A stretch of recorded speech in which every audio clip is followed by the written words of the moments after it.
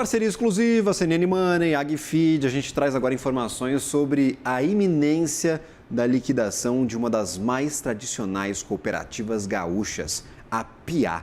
Luiz Fernando Sá, diretor editorial do AgFeed, fala com a gente sobre essa situação da companhia e eu gostaria de entender a que devemos essa liquidação de uma companhia muito tradicional no mercado. Luiz, bom dia. Olá, Gabriel, bom dia a todos. Pois é, Gabriel, a gente tem falado bastante aqui de cooperativas, né, Gabriel, em geral, com um aspecto positivo, né, mostrando aí que elas têm feito investimentos pesados em industrialização, crescido em espaços deixados por empresas em dificuldades, mas elas também não estão imunes aí a esse momento ruim do agronegócio, que vem enfrentando aí problemas com climas, problemas com preços de commodities e tal. E há casos de cooperativas que também encaram sérias crises financeiras. Sobretudo lá no Rio Grande do Sul, né, que, como a gente sabe, vem de várias safras aí comprometidas por problemas climáticos que afetaram severamente os produtores e, consequentemente, essas entidades aí em que eles se reúnem. Um exemplo que a gente já falou aqui é a Cotribá, né, lá de Birubá, que está tentando aí uma reestruturação, uma reviravolta, está com dívidas de mais de 1 bilhão, mas ela não é a única, né?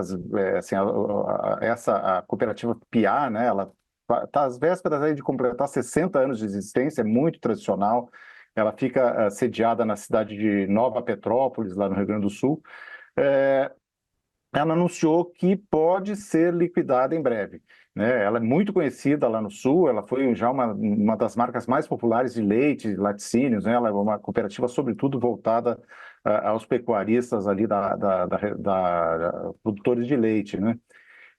Só que nos últimos dias, um comunicado encaminhado pelo presidente da cooperativa, o Jorge Dinebia, ele convocou os associados para uma Assembleia Geral Extraordinária que vai ser realizada na próxima quinta-feira, dia 26 de março, e a pauta ali que ele colocou nesse comunicado é bastante grave, é deliberar sobre o início de um processo de dissolução e liquidação da cooperativa com a nomeação de um liquidante.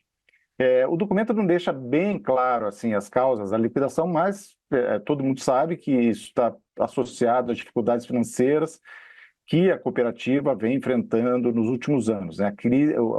A crise ficou mais conhecida, veio a público mesmo, em 2023, foi quando a dívida da cooperativa atingiu quase 250 milhões, e os produtores ali, temerosos do fim da cooperativa, começaram a deixar de fornecer o produto à PIA, que produzia na época só quase 8 mil litros por dia, o que é uma quantidade muito pequena.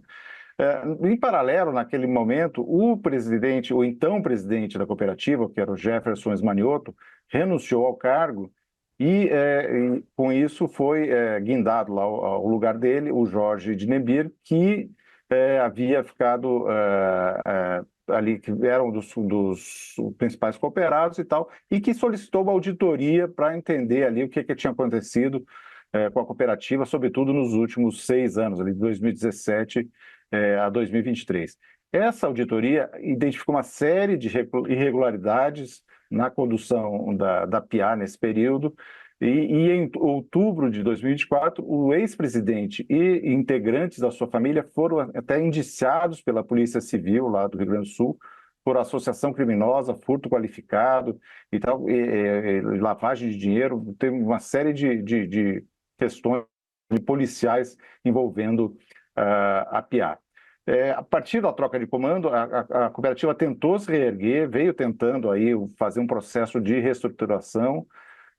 A cooperativa passou a se concentrar na indústria, vendeu as operações de agropecuária em 5 supermercados que mantinha lá na cidade e em municípios vizinhos, e enxugou bastante o seu quadro de colaboradores. Então, ela tinha em torno de 760 funcionários, demitiu 500.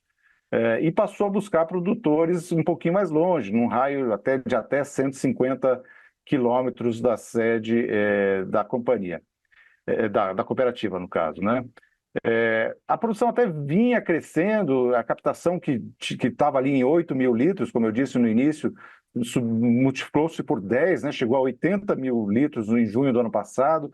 A meta era chegar até 200 mil litros no final de 2025, mas o próprio presidente Jorge Dnepr reconheceu que ainda havia problemas financeiros, né, principalmente acesso a crédito, e que havia um risco aí em captar mais leite. Né? Ele disse, se eu captar mais leite, tenho que conseguir pagar, tem mais custos com insumos, com embalagens, então ele tem que aumentar a venda. Não adiantava captar leite e não ter dinheiro para envasar e não ter como vender, né, segundo ele.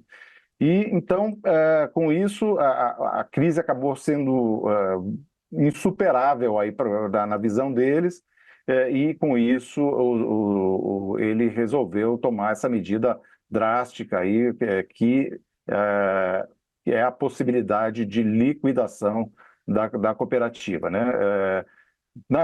Na ocasião da Assembleia também deve ser apresentados os resultados da cooperativa, que há alguns anos ela não vinha divulgando, então nós vamos saber com mais clareza aí qual é a situação financeira dessa cooperativa tão tradicional que, infelizmente, deve deixar de existir, Gabriel.